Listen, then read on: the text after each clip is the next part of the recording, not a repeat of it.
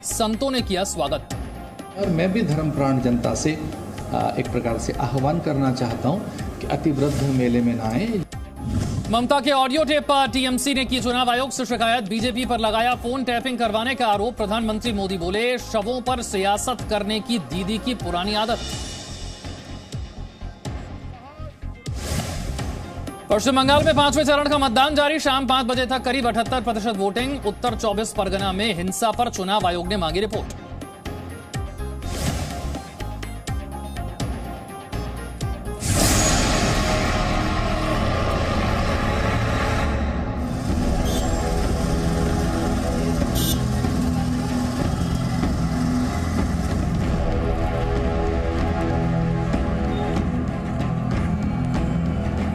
बंद जगह में क्या होता है कि बंद कमरों में वगैरह जहाँ पे वेंटिलेशन ढंग से नहीं किया हो, वहाँ पे पार्टिकल हवा में बने रहते हैं और वो जल्दी से बाहर नहीं डिफ्यूज नहीं होते हैं।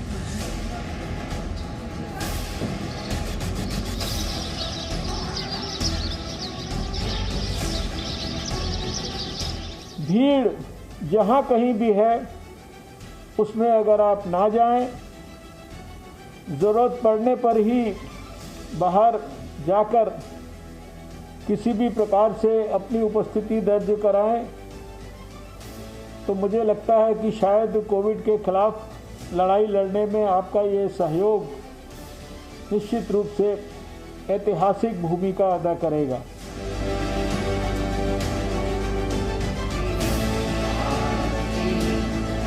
योग के बिना किसी का गुजारा नहीं है और आपकी इम्यूनिटी को बढ़ाता है। भस्त्रिका करें 5 मिनट, 10-15 मिनट करें कपालभाति, 10-15 मिनट करें अनुलोम विलोम, फिर भ्रामरी उद्गीत। ये 5 प्राणायाम तो रामबाण है।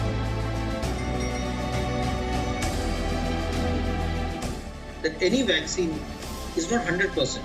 Even the vaccines available outside, so you will have a small percentage of people who may still get the infection despite being vaccinated.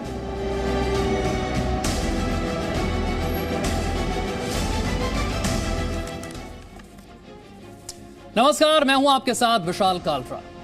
आज जब देश में चारों तरफ कोरोना वायरस की वजह से लोगों में डर और नकारात्मकता का माहौल है, ऐसे समय में हमारे देश को पॉजिटिव रखने वाली वैक्सीन की बहुत सख्त जरूरत है। ऐसे में हम कोरोना से बचाने वाली एक टूल किट आपके लिए लेकर आए हैं। आज हम आपको हवा में फैल रहे वायरस के नए अवतार से सावधान भी करेंगे।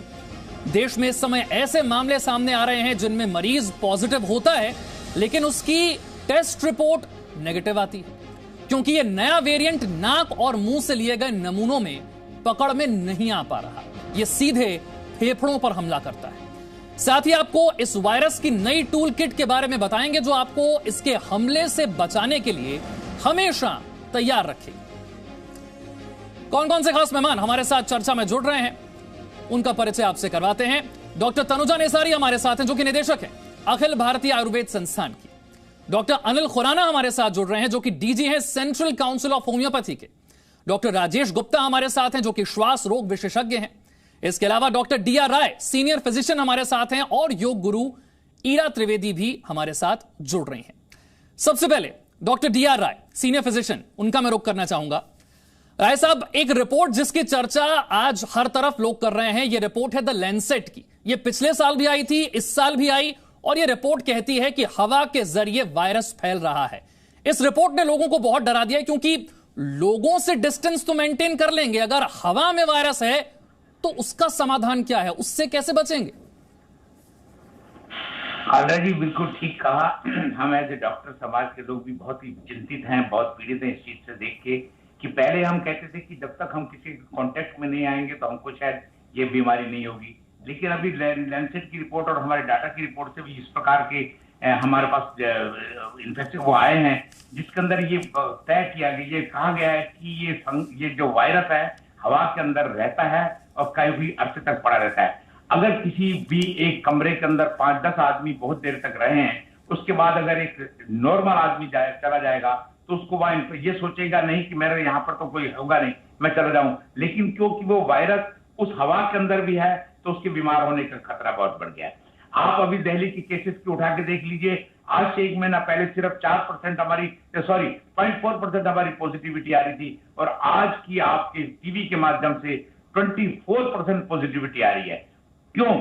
हमारा कॉन्टेक्ट, ठीक है मैं मानता हूं कि लोग बाग बेडर होकर सड़कों पे घूम रहे हैं, मास्क को नहीं अपना रहे, लेकिन जहां से वो गुजर रहे हैं अगर उन्हें मास्क नहीं लगा रखी है तो ये ना सोचे कि मैं बिल्कुल सेफ हूं क्योंकि भीड़ नहीं है।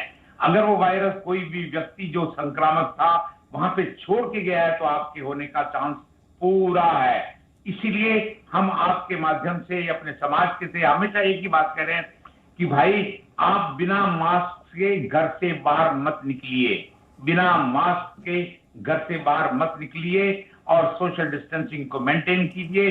जब तक की जरूरत ना हो आप बाहर मत जाइए घूमने के लिए। अगर आप 2020 का केस देखें तो ये 2020 के अंदर ये वायरस बिन बुलाए मेहमान था हमारा और हमने बड़ी अच्छी तरह से लड़के इसको भगाया, लेकिन हम लोग भूल गए उस मेहमान की हम खातिरदारी करने के लिए जो चीजें उसको पसंद थी हम लोगों ने वही करनी चालू कर दी। मेरा मकसद कहने का है, हमें कहा गया था कि इकट्ठे मत होइए, हमने इकट्ठा होना चालू कर दिया। हमें कहा गया मास्क लगाइए, हमने मास्क को छोड़ दिया। तो हमने उस वायरस को दोबारा अपने घर में प्रवेश कराया है। मेरी जनता से यही प्रार्थना है कि ये इस वक्त हम महामारी से पीड़ित है, महामारी से हम लड़ रहे हैं, जूझ रहे हैं, सारा देश इस वक्त परेशान है। कृपा करके आप अपने आप को बचाइए, अपने परिवार को बचाइए, अपने प्रियों को बचाइए और देश को बचाइए। देखिए सावधानी कितनी जरूरी है ये डॉक्टर डी.आर. राय ने आपको समझा दिया। मेरा अगला सवाल जो है वो डॉक्टर अनिल खुराना से है, डायरेक्टर जनरल हैं central council for research in homoeopathy के। Doctor Anil Khurana, side effect से बचने के लिए लोगों का बहुत यकीन है होम्योपैथी पर। ऐसे में इस संक्रमण काल में होम्योपैथी क्या मदद कर सकती है और अगर कर सकती है तो किस हद तक? बिल्कुल ठीक कहा आपने कि होम्योपैथी का जो एक असरदार चिकित्सा पद्धति और साइड इफ़ेक्ट रहित है, बहुत सेफ है। अगर आपको ध्यान में होगा पिछले वर्ष मार्च में एक मिनिस्ट्री ऑफ आयुष ने एक एडवाइजरी निकाली थी जिसमें हमने अपने एक्सपर्ट्स की राय के साथ एक औषधि आर्सेनिक एल्बम 30 हमने as a prophylactic medicine advice की थी। उससे केवल 3 डोज हर महीने लेना था जब तक ये पैंडेमिक चल रहा है, ताकि आप उससे सुरक्षित रहें। और लेकिन साथ साथ ये एडवाइजरी के साथ ये भी था कि आप बाकी चीज़ों पे लैक्सिटी नहीं बरतेंगे, यानी मास्क लगाना, हैंड वॉशिंग करना और डिस्टेंस मेंटेन करना, ये सब चीज़ें साथ साथ बहुत आवश्यक थी। और हम देख रहे थे कि हमारे पास भी आंकड़े इकट्ठे हुए आयुष संजीवनी ऐप के माध्यम से कि करोड़ों लोगों ने इस औषधि को लिया जिससे उनका इम्यून स्टेटस अप रहा, और धीरे धीरे जो हमारे पास आंकड़े संकलित हुए कि जिन्होंने आर्सेनिक लिया उनका क्या स्टेटस रहा, तो काफ़ी प्रतिशत मात्रा में, हाई प्रतिशत मात्रा में इन लोगों में अभी संक्रमण नहीं हुआ। तो ऐसे में ये जो आंकड़े हमारे जो आयुष संजीवनी ऐप के माध्यम से आए हैं और हमारी अपनी जो अनुसंधान की रिसर्च की जो एक्टिविटीज़ हुई हैं, जो रिसर्च प्रोजेक्ट्स हुए हमने जो प्रोफिलैक्टिक वाले, उसमें भी हमें ये अभी जो आंकड़े हमारे जो संकलित होकर हमने जो एनालिसिस कर लिया वहाँ पर भी ये निकल कर आया कि इस माध्यम से हम कम से कम चाहे शॉर्ट टर्म ये इम्यूनिटी दे रही है और हर महीने इसको लेने की आवश्यकता है। उसमें भी बहुत सारे लोगों ने जो लगातार ले रहे थे, अभी तक उनके आंकड़े हमारे पास हैं, जो हर महीने इसको रिपीट कर रहे थे वो अभी तक ठीक हैं। ऐसी स्थिति में हम लोगों को ये ध्यान करना होगा कि ये जो नया वेरिएंट आया है ये बहुत तेज़ी से फैल रहा है, इसलिए डबल मास्किंग, क्राउडेड प्लेस में जाकर और साथ में बाकी जो डॉक्टर राय ने बताया हमें वो सब उपाय साथ साथ करने पड़ेंगे। लेकिन जो साथ में जो जुड़ी हुई चीज़ है वो है कि आप अपनी इम्यूनिटी को डाउन मत आने दीजिए।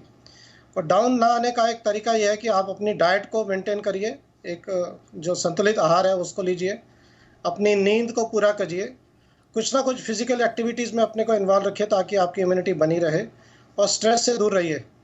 क्योंकि वर्क फ्रॉम होम की कल्चर में अभी हम लोग एक सीट पर बैठकर बहुत देर तक लंबे आवर्स तक करते हैं, तो फिजिकल एक्टिविटी भी बहुत कम हो गई है।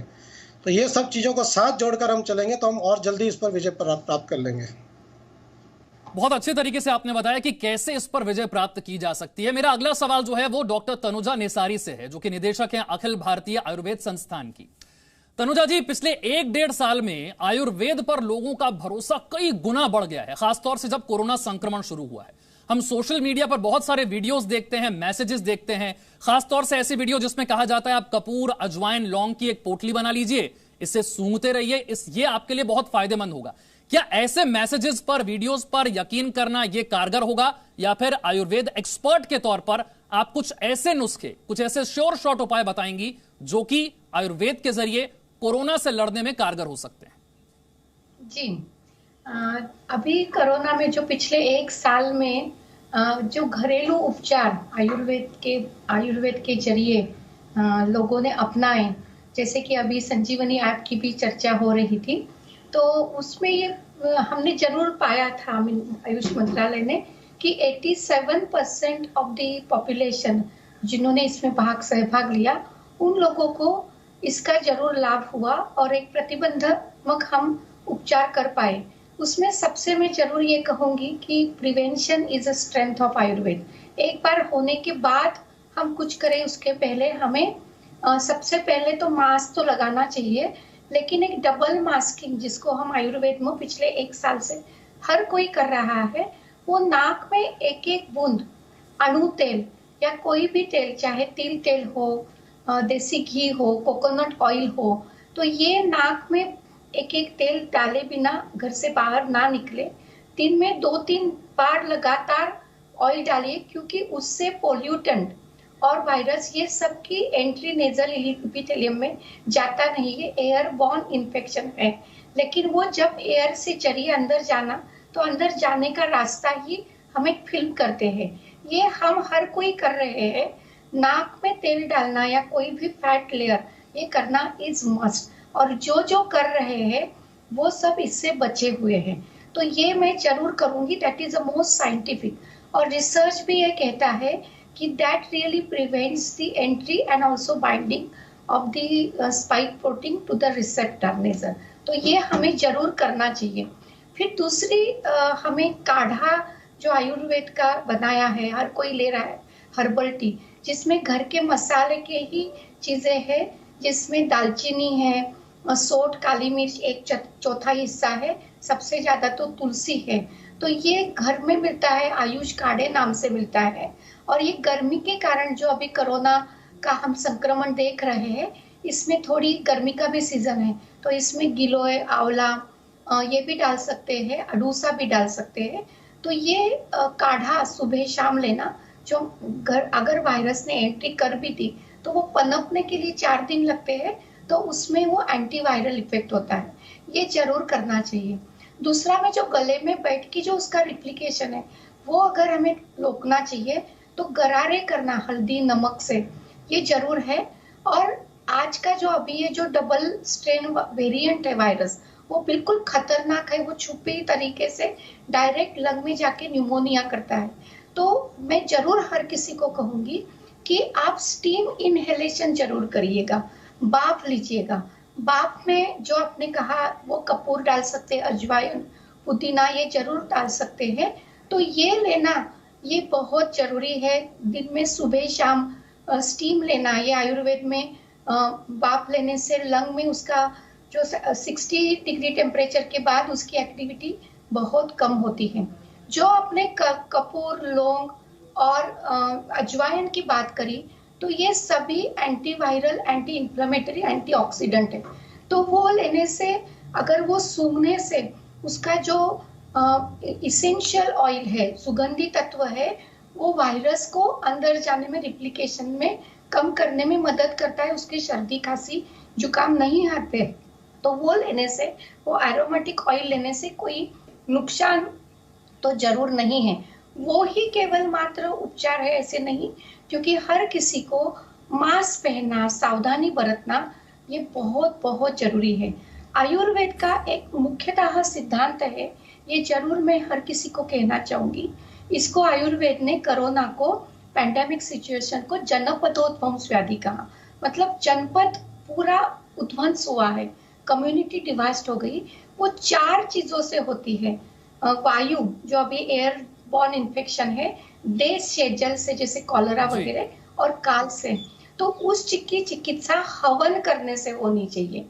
वातावरण का वायरल लोड वातावरण शुद्धि से ही होगा, ना कि अभ्यंतर। तो इसीलिए हवन जरूर करना चाहिए। यानी कि आयुर्वेद हो, होम्योपैथी हो, सभी में उपाय हैं, आप इनका इस्तेमाल कर सकते हैं। योग गुरु ईरा त्रिवेदी मेरे साथ हैं। इरा जी, पिछले 1-1.5 साल में लोगों ने टीवी पर देखकर, इंटरनेट पर देखकर योग करना बहुत ज्यादा शुरू कर दिया है, डरे हुए हैं लोग। तो ऐसे में बताइए, जो संक्रमित हो चुके हैं, जो आइसोलेशन में हैं और जो अभी स्वस्थ हैं, जिन्हें डर लग रहा है कि कहीं वो संक्रमित ना हो जाएं, कौन से आसन करें ताकि उनकी इम्यूनिटी बढ़े, उन्हें कोरोना ना हो, अगर हो गया है तो जल्द से जल्द स्वस्थ होकर इस बीमारी से बाहर आ सकें? तो मैं आपको एक चीज बताऊं कि आज सुबह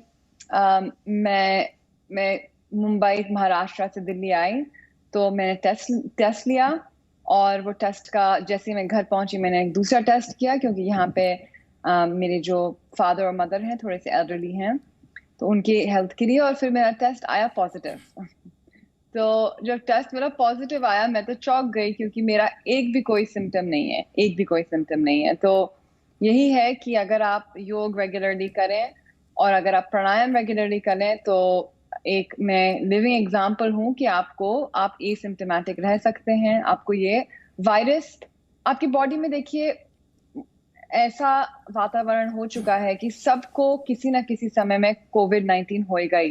जैसे लोगों को एक फ्लू होता है, जैसे लोगों को एक नॉर्मल इन्फेक्शन होता है सीजन चेंज पे, पर कोविड जो है ज्यादा इन्फेक्शियस है, स्प्रेड होगा।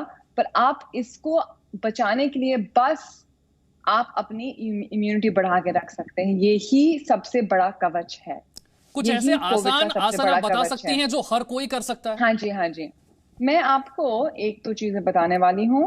पहले मैं आपको चेयर पे बताऊंगी, क्योंकि चेयर पे जब हम लोग बैठते हैं तो चेयर जो है सब लोग ही यूज कर सकते हैं, और जैसे कभी सब लोग जैसे सोफा चेयर पे बैठे हुए हैं, तो ये एक हम लोग इसको एक योगा चेयर बोलते हैं, पर कोई भी चेयर चल जाएगी। और इस चेयर पे अगर आप बैठे हैं तो मैं आपको सिंपल आसन बताऊंगी जो आप लोग यूज कर सकते हैं। तो जैसे ये एक चेयर है, आप लोग बैठे हुए हैं, तो बस ये देखें कि जैसे जहां भी आप बैठे हैं, अगर जमीन पे बैठे हैं, अगर आप चेयर पे बैठे हैं, तो आपकी रीढ़ की हड्डी सीधी होनी चाहिए। और सबसे बड़े हैं कि आपके लंग्स होते कहाँ हैं? आपके लंग्स होते हैं यहाँ छाती के अंदर। काफी लोग तो सोचते हैं कि लंग्स यहाँ पे होते हैं, मैं तो चौंक गई। मैंने अपनी क्लास में पूछा कि लंग्स कहाँ पे हैं, लोगों ने मेरे लंग्स 70% ने बोला मेरे लंग्स यहाँ पे हैं। बोला नहीं, लंग्स होते हैं यहाँ पे छाती के अंदर। तो अब जब आप छाती के एक्सरसाइज करेंगे, अगर आप ऐसे रहेंगे तो आपके लंग्स कोलैप्स रहेंगे। तो जैसे आप अपनी छाती को खोलते हैं, आपकी लंग्स को स्पेस मिलता है एक्सपेंशन के लिए। तो सबसे जरूरी है कि हम लोग छाती खोलने वाले एक्सरसाइजेस करें। अगर आप सिंपली बस कुर्सी को पीछे पकड़ के बस छाती भी खोलें और ऐसे आप थोड़े समय के लिए बैठ जाए, ये भी आपके लिए बहुत ही लाभदायक है। बस ऐसे बैठ के लंबी गहरी सांस लीजिए।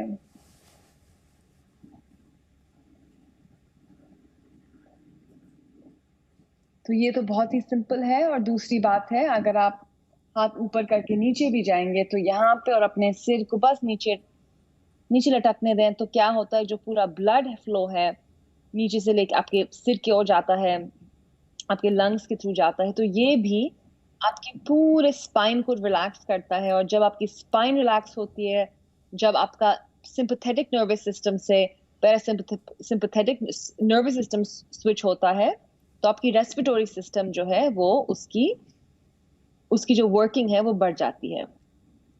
तो ये दूसरा आसन हुआ। इतना सिंपल आसन, कोई भी कर सकता है इसको, इसमें कोई भी हार्मफुल चीज नहीं है। सब लोग कुर्सी में बैठते हैं, बीच में अगर 2-3 मिनट के लिए आप करें तो बहुत अच्छा रहेगा। तीसरा आसन मैं बताऊंगी आपको चेयर पे, बस आप ट्विस्ट हो जाएं। जब हम ट्विस्ट होते हैं तो ये स्प्लीन जो होती है हमारी, ये स्प्लीन ही है हमारी बॉडी की पार्ट जो वायरसेस को निकालता है, बैक्टीरिया को निकालता है। तो स्प्लीन पे प्रेशर पड़ता है और ऐसे होता है जैसे स्प्लीन पे एक मसाज हो रहा है। तो ऐसे पोजीशन में हम रहेंगे तो हमारी यहाँ पे जो पैरानेजल कैविटी है, जैसे हमारी साइनस होती है, वो भी खुल जाती है। तो अगर ऑस्टिन टाइम्स जब कोविड या तो होना होता है, या तो होने वाला है, या तो हो गया, तो हमको ब्रीदिंग में प्रॉब्लम आती है। तो जब ये करेंगे तो हमारी ब्रीदिंग जो है वो खुल जाएगी और हमको ब्रीदिंग में ईज रहेगा। अब आप वापस आए और दूसरी ओर जरूर करें। आप चेयर की मदद लें, क्योंकि जब चेयर की मदद लेते हैं तो इसमें बहुत इजी हो जाता है। और ये सब लोग, जो बुजुर्ग हैं, जो छोटे हैं, सब लोग इसको कर सकते हैं, इसमें कोई प्रॉब्लम ही नहीं है। और यही है कि थोड़े लंबे समय तक आप इसको होल्ड करें। अगर आप ऐसे जल्दी जल्दी करेंगे तो इतने उसके लाभ नहीं होते। योग का सबसे जो बहुत इम्पोर्टेंट है योग में कि आप एक आसन में आप रहें। तो ये हम आसन को यहाँ पे मॉडिफाई कर रहे हैं, थोड़े से जो जमीन पे नहीं बैठ पाते हैं या जो योग के लिए समय नहीं निकाल पाते हैं उनको आपने बिल्कुल ठीक कहा। जो लोग समय नहीं निकाल पाते हैं उनके लिए भी बड़े आसान से ये आसन है और हर कोई इसे कर सकता है। मैं एक बार फिर आपके पास आऊंगा, कुछ और आसन की हम बात करेंगे। अब मेरे साथ श्वास रोग विशेषज्ञ डॉक्टर राजेश गुप्ता भी जुड़ गए हैं और कोरोना के दौरान जो सबसे ज्यादा दबाव में है वो है आपके फेफड़े, आपके लंग्स। ऐसे में सांसों को लेकर बड़ी दिक्कत है डॉक्टर राजेश गुप्ता, और कई बार लोगों को लगता है जैसे सांस नहीं आ रही है, ब्रेथलेस महसूस कर रहे हैं। ऑक्सीजन लेवल चेक करते हैं, बिल्कुल ठीक आता है। तो समस्या क्या है और इसका समाधान क्या है? अभी अगर हम ये कोरोना के संदर्भ में सोचें तो ज़्यादातर तो ये उल्टा हो रहा है कि मरीज को सांस में दिक्कत कम होती है, लेकिन जब वो सैचुरेशन मेजर करते हैं तो वो कम आती है, जिसको कि हैप्पी हाइपोक्सीमिया पहले भी कहा गया है। तो दोनों ही सिचुएशन हो सकती हैं कि आपको सांस में कोई दिक्कत ना हो और आपकी सैचुरेशन कम आ रही है, और दूसरी एक सिचुएशन है कि आपको सांस में दिक्कत है, सैचुरेशन नॉर्मल है या सैचुरेशन कम है। तो हमें ये ध्यान रखना है कि जैसा कि ब्रीदिंग एक्सरसाइजेस करते हैं, चाहे वो हम योग का नाम लें या हम किसी और मॉडर्न या कोई इंग्लिश नेम लें, अल्टीमेटली जो है वो लंग्स की एक्सरसाइज है, जो हमारे डायफ्राम और ब्रीदिंग मसल्स की एक्सरसाइज है, वो हमारे लंग्स को स्वस्थ रखती है। तो वो तो करना ज़रूरी है, क्योंकि एक स्वस्थ शरीर अगर इन्फेक्शन होगा भी तो उसका सामना डट के कर सकता है और उससे सही निकल सकता है।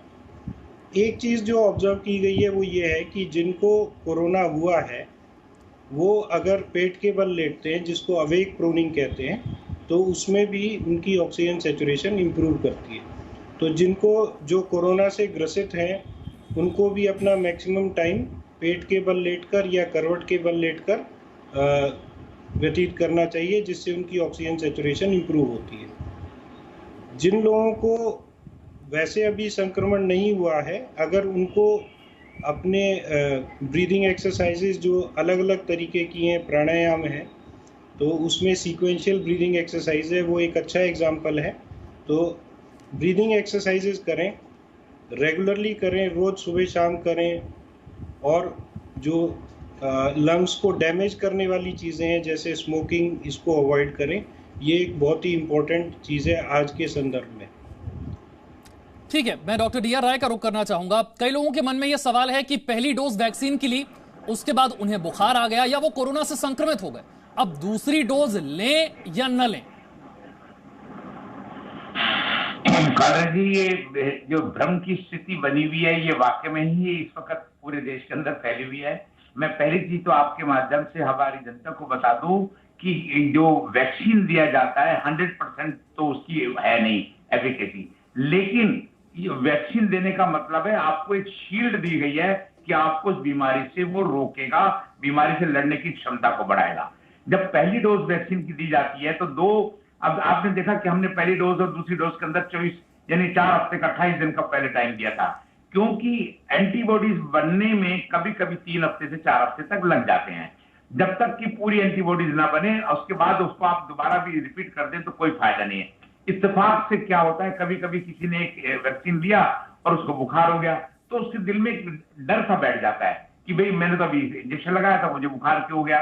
और सेकंड डोज जो अब देने की बात कही गई है कि हमें उसकी एंटीबॉडीज को और अच्छी स्ट्रेंथ देने के लिए सेकंड डोज देना बहुत जरूरी हो जाता है, जो हमको आज पहले 4 हफ्ते था, अब उसको 6 हफ्ते तक कर दिया है। अभी आज ही के पेपर में पढ़ रहा था, फाइजर ने उसके अंदर लिखा है कि हो सकता है हमें तीसरी बूस्टर डोज भी 1 साल में देनी पड़े। तो मेरा मकसद कहने का ये है कि कभी मत सोचिए कि मैंने वैक्सीन लगा लिया तो मैं अब फ्री हो गया हूं। नहीं, वैक्सीन लगवाने के बावजूद भी आप बीमार हो सकते हैं, क्योंकि जब आपको इम्यूनिटी मिलेगी या जब आपको एंटीबॉडीज बनेंगी उसके अंदर 3 हफ्ते का, किसी को 2 महीने का।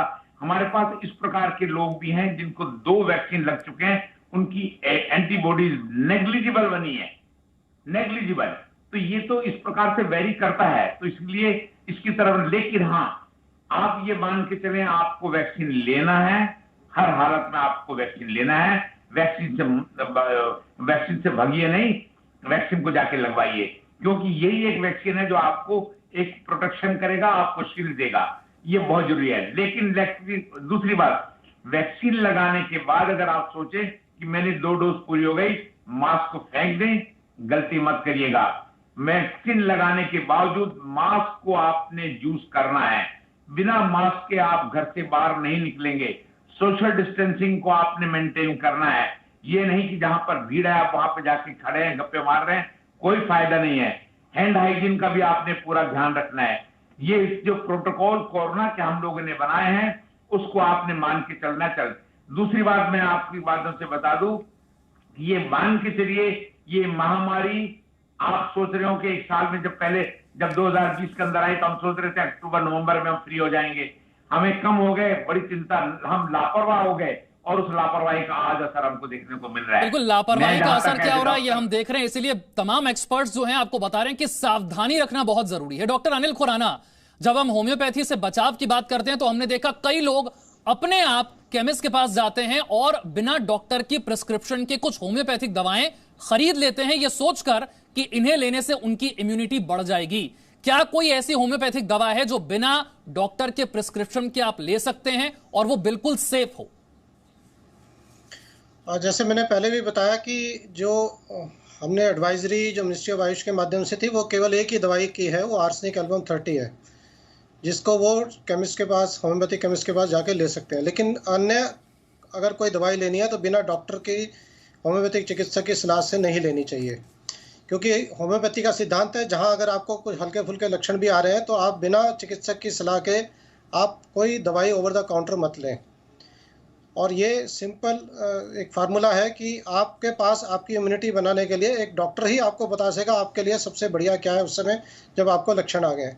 होम्योपैथी के सिद्धांत में जो व्यक्ति के अपने लक्षण होते हैं उनके आधार पर उसकी दवाई का चयन किया जाता है और वो उसके लिए सबसे बढ़िया उत्तम दवाई होती है अगर वो ठीक से उसकी चयन हो गया है। तो ऐसे में अपने आप दवाई किसी प्रिस्क्रिप्शन, विदाउट प्रिस्क्रिप्शन के जाके लेना ये ठीक नहीं है और ये बिल्कुल गलत है। इससे आपको नुकसान भी हो सकता है। तो ये बात अपने को ध्यान करनी होगी और इस बात को ध्यान करते हुए आपके आसपास आपका कोई फैमिली चिकित्सक होम्योपैथिक होंगे या क्वालिफाइड होम्योपैथिक चिकित्सक है, आप टेलीफोन पे भी कंसल्टेशन कर सकते हैं। आजकल टेलीफोनिक कंसल्टेशन डॉक्टर काफ़ी मात्रा में प्रोवाइड भी कर रहे हैं। ठीक है डॉक्टर तनुजा नेसारी, बहुत से लोग हैं जो संक्रमित हैं, उन्हें एलोपैथिक दवाओं से डर लगता है, साइड इफेक्ट्स का डर, रिएक्शन का डर, उन्हें सूट नहीं करती।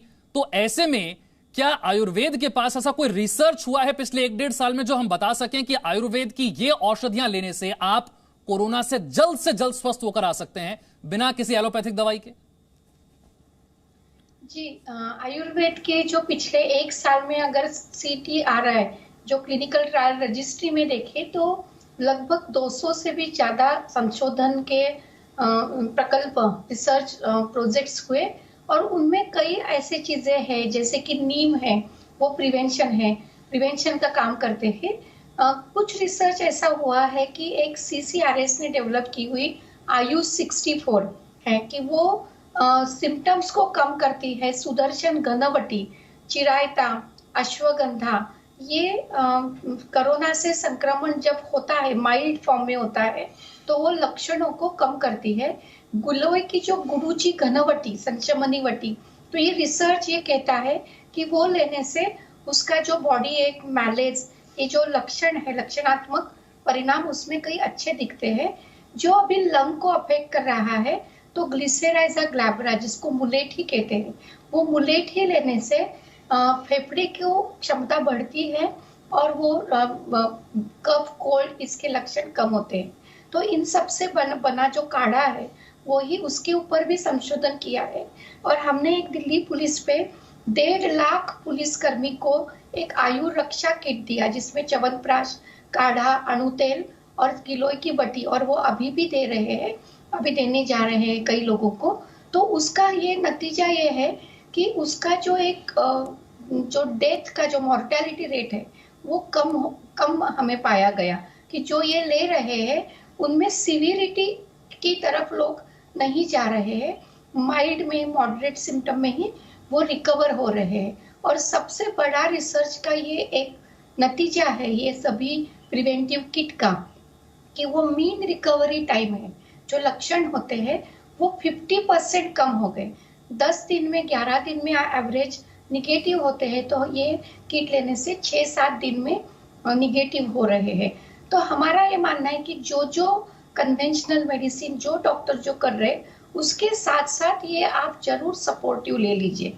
और जो जैसे कि हमारे अस्पताल में जो डेडिकेटेड कोविड हेल्थ सेंटर है जिसमें आयुर्वेद और होलिस्टिक उपचार करते हैं, जिसमें खान-पान है, योग है, मेडिटेशन, रिक्रिएशन और आयुर्वेद के उपचार है, उसमें 97% लोग माइल्ड टू मॉडरेट कंडीशन में पूरा होलिस्टिक उपचार से ठीक होते हैं।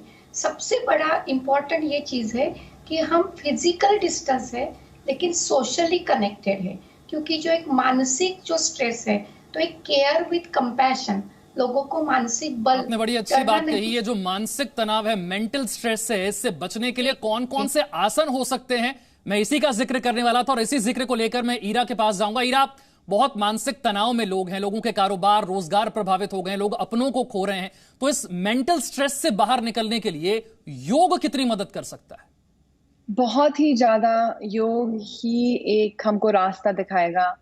और इसमें यह है कि योग एक ऑल इन वन सोल्यूशन है। इसमें आपको फिजिकल बेनिफिट्स भी मिलते हैं, मेंटल बेनिफिट्स भी मिलते हैं और स्पिरिचुअल भी बेनिफिट्स भी मिलते हैं। तो तीनों की तीनों चीजों आपको बस एक चीज से मिल सकते हैं। और आजकल सबसे बड़ी प्रॉब्लम है लोगों को समय नहीं है ना, काम में, घर में, हर चीज में बिजी रहते हैं। तो लोग ऐसा सोल्यूशन चाहते हैं कि आपको समय कम लगे और हमको फायदे ज्यादा हों। मैं लोगों को बोलती हूँ आप मेडिटेशन क्यों नहीं करते हैं, बोलते हैं कि आपको समय नहीं मिलता मेडिटेशन के लिए। तो मैं बोलती हूँ आपको बस 5 मिनट नहीं मिलते मेडिटेशन के लिए, 10 मिनट नहीं मिलते, वो बोलते हैं नहीं हम नहीं निकाल पाते। तो योग में हम क्या कर सकते हैं, हर चीज को कंसोलिडेट कर सकते हैं। तो सबसे अच्छा है जो मुझको लगता है इस समय के लिए, जो हमारे पैनलिस्ट ने भी बताया है, इसकी प्राणायाम जो है, इसमें मेडिटेटिव क्वालिटीज भी होती हैं। इसमें मैं आपको बता दूं कि हमारे बॉडी में 2 टाइप के, एक नर्वस सिस्टम 2 हिस्से में बना हुआ है। वो है सिंपैथेटिक नर्वस सिस्टम, जो स्ट्रेस जब हमको होता है तो वो इफेक्ट करने लगता है, और पैरासिम्पैथेटिक नर्वस सिस्टम, जो जब हम लोग रेस्ट और रिलैक्स करते हैं तो वो नर्वस सिस्टम आ जाता है। जैसे आप सोचिए बटन होते हैं 2, कभी ये बटन दबाया सिंपैथेटिक नर्वस सिस्टम का, कभी ये बटन दबाया पैरासिम्पैथेटिक नर्वस सिस्टम का। आजकल के ज़माने में हम इस सिंपैथेटिक नर्वस सिस्टम में ज्यादा समय रहते हैं। आप सोचिए हम 80% ऑफ द टाइम इस सिंपैथेटिक नर्वस सिस्टम में रहते हैं, और रात में भी लोग स्ट्रेस रहते हैं, रात में भी लोगों को नींद नहीं आती है, इंसोम्निया आते हैं, वो चैन की नींद लोग सो ही नहीं पाते। तो ये पैरासिम्पैथेटिक नर्वस सिस्टम बहुत जरूरी है कि हम लोग एक्टिवेट करें, और आसन में हम लोग कर सकते हैं और प्राणायाम में हम लोग कर सकते हैं। और प्राणायाम में भी ये भी नहीं है जैसे 5 किस्म के प्राणायाम, वो भी जरूरी नहीं है। आप बस 2 प्राणायाम करें, आप कपालभाति क्रिया करें और अनुलोम विलोम प्राणायाम करें। अगर आप करके दिखा सके, तो आपके लिए ताकि जो बच्चे हैं, जो बुजुर्ग हैं, जवान हैं, जो हर कोई कर सके। जी मैं आपको दिखाऊंगी कपालभाति, और मैं ऐसा कपालभाति आपको दिखाऊंगी जो सेफ है। बस 2 लोगों को अवॉइड करना चाहिए, अगर आप प्रेग्नेंट हो या अगर आपको हाई बीपी हो, बहुत हाई बीपी हो। अगर आपको थोड़ा बहुत बीपी है तो ये चल जाएगा, आप इसको जेंटली करिए। और जो वुमेन जब मेंस्ट्रुएशन के टाइम पे उनको थोड़ा सा अनकंफर्टेबल लगता है, तो कपालभाति क्रिया में हम लोग क्या करते हैं कि हम लोग लोअर बेली से पंपिंग करते हैं। ठीक है, हम लोग अपने नीचे वाले हिस्से से पंपिंग करते हैं। इसमें क्या होता है, जो हमारा डायफ्राम है, डायफ्राम यहाँ पे है, और एक बहुत ही जरूरी हिस्सा होता है हमारे ब्रीदिंग का। लोग जानते भी नहीं है डायफ्राम होता क्या है। जो हमारा डायफ्राम है वो हमारा सेकंड हार्ट होता है, ब्रीदिंग का सबसे जरूरी मसल होता है। तो मैं आपको बस दिखाऊंगी एक कपालभाति करके, फिर मैं आपको एक्सप्लेन करूंगी।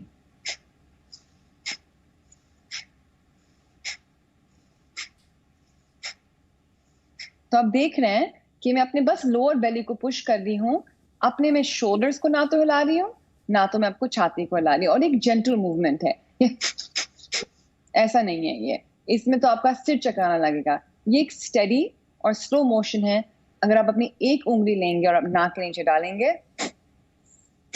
और फिर नाक के ऊपर हवा फेंकेंगे, और जो इनहेलेशन होता है वो ऑटोमेटिक होता है। तो अब सोचिए कि आप एक साइकिल का पंप पुश कर रहे हैं, वो पंप आपने दबाया तो जैसे आपने हवा बाहर निकाली, और जब पंप से हवा वापस आ जाती है जब हम उस पंप को छोड़ देते हैं, तो यही इफेक्ट हो रहा है। जब हम पंप करते हैं तो हमारे लंग्स स्क्वीज हो रहे हैं, और जब हमने छोड़ा तो ऑटोमेटिकली हवा अंदर आ रही है। हमारे जो लंग्स हैं वो उस साइकिल की पंप की तरह हैं। तो कपालभाति क्रिया आप इसको आप 3 बार करें, एक राउंड में आप 30 कर सकते हैं, और उसको आप थोड़ा थोड़ा इसका नंबर बढ़ाएं। तो ये होती है कपालभाति क्रिया। इससे क्या होती है, आपकी लंग्स स्ट्रेंथन होते हैं, आपको समझ में आता है कि आपके डायफ्राम कैसे मूव कर रहा है, और डिटॉक्स होता है यहाँ से, है ना, आपकी लंग्स की डिटॉक्सिफिकेशन होती है। जो हमारे लंग्स होते हैं, मैं आपको एक चीज समझाऊं। एक तो मैंने आपको बताया कि लंग्स यहाँ छाती में होते हैं, और ये लंग्स का सरफेस एरिया जो होता है वो एक टेनिस कोर्ट या बैडमिंटन कोर्ट, टेनिस कोर्ट तो बहुत बड़ा, उसकी मीनिंग आप सोचिए 2 या 3 बैडमिंटन कोर्ट के साइज का होता है।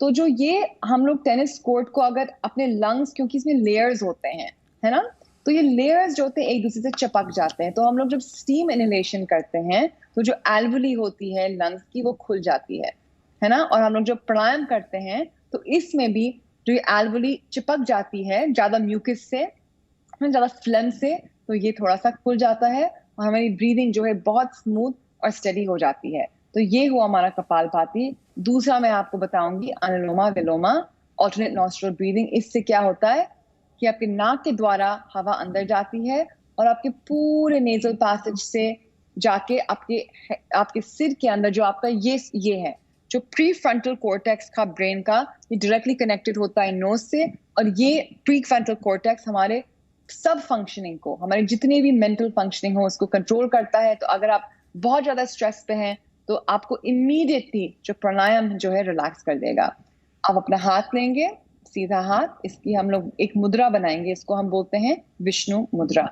इस मुद्रा के भी बहुत सारे बेनिफिट्स होते हैं, पर मैं अभी नहीं जाऊंगी इनमें क्योंकि ये बहुत ज्यादा एक्सप्लेनेशन हो जाएगा इस प्रोग्राम के लिए। हम लोग हाथ को छाती के पास लाएंगे, अपने थंब से ये जो लाइन होती है इसको हल्के से छुएंगे, और दूसरे 2 फिंगर्स को अपने नाक पर लगाएंगे, और ये आप ध्यान रखें कि आपके फिंगर्स आपके नोज को टच कर रहे हैं। यहाँ पे भी हम लोग मेम्ब्रेन को एक्टिवेट करेंगे। आपका जो उल्टा हाथ है, लेफ्ट हैंड है, वो रहेगा ज्ञान मुद्रा में। आप लोग अपने राइट नॉस्ट्रल को, सीधी नॉस्ट्रल को बंद करेंगे, और अपने लेफ्ट हथेली से अंदर ब्रीथ स्लोली। फिर सांस को रोकेंगे, दोनों हथेली को बंद करेंगे, होल्ड करेंगे 8 काउंट के लिए, और फिर अपने सीधी नथेली को खोलें, उल्टी नथेली को बंद करें, और धीरे से सांस निकालें। इनहेल, सांस अंदर, राइट,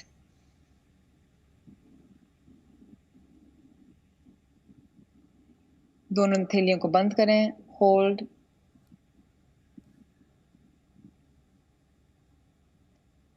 और एक्सहेल लेफ्ट,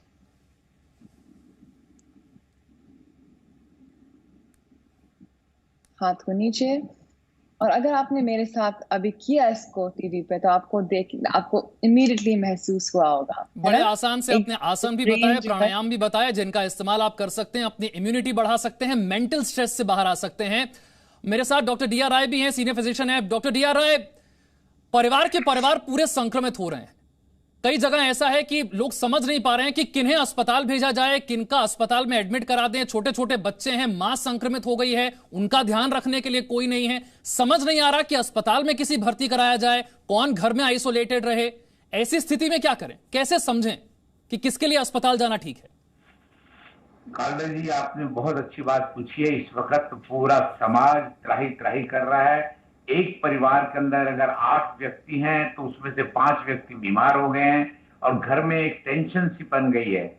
आज इस वक्त तुमको अपना मानसिक संयम रखने का वक्त है। जब ये देखिए, जब कहते हैं कि अगर मानसिक संयम आपका कष्ट के टाइम पे आप ठीक रखते हैं तो आपको लड़ने की हिम्मत आ जाती है।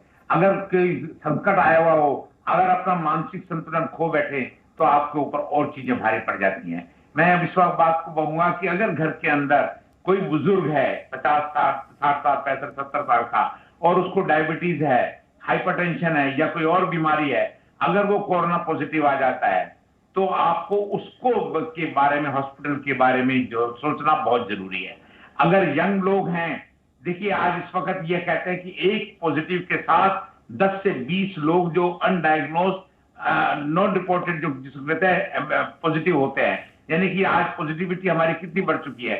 लेकिन एसिम्प्टोमेटिक पेशेंट हैं जो अपने आप ठीक हो जाते हैं, उनको सिर्फ जो अगर कहने की जरूरत है, अपने आप को आइसोलेट करें, क्वारंटीन करें, घर के अंदर अच्छा वातावरण रखें, अच्छी खुराक लें, अपने आप को व्यस्त रखें और अपना रेस्पिरेशन, अपनी ये एक्सरसाइजेस करते रहें।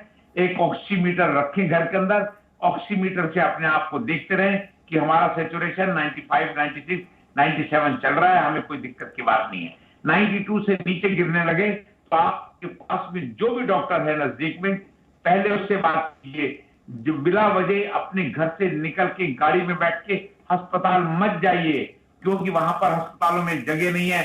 आप सड़क पर बैठे रहेंगे और आपको मानसिक तनाव बढ़ेगा। उसके लिए बहुत जरूरी है कि आप अपने घर के अंदर, मैं आपको बताऊं 80-90% पेशेंट हमारे घर के अंदर आइसोलेशन क्वारंटीन होके हमारी मेडिसिन से ठीक हो रहे हैं। सिर्फ 4% लोगों को हॉस्पिटल की जरूरत पड़ रही है और उसके अंदर सिर्फ 1% है जिनको की वेंटिलेटर की जरूरत पड़ रही है। हम ईश्वर से प्रार्थना भी करते हैं कि आप लोगों की इसकी जरूरत ना पड़े।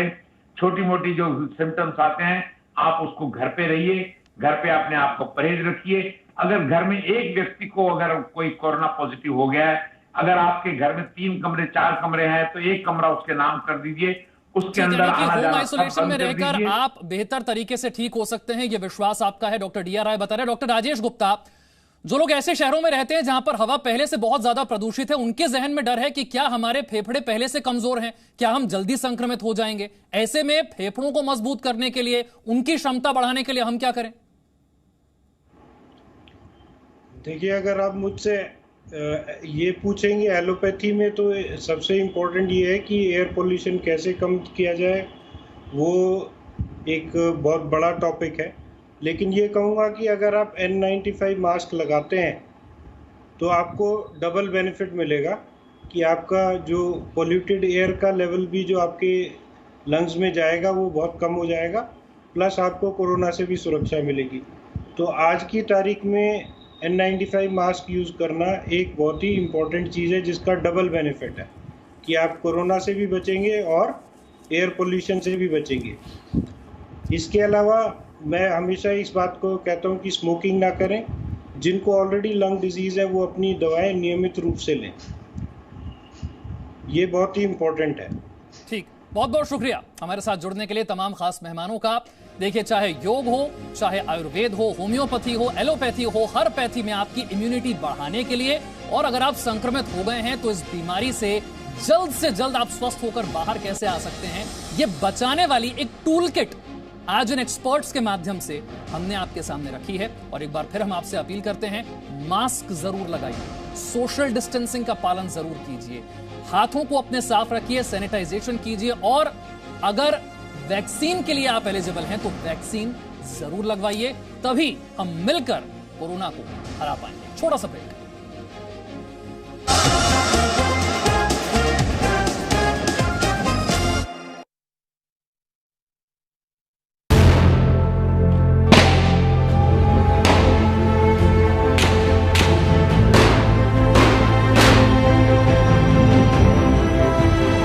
इस तरह की गोलियों की जो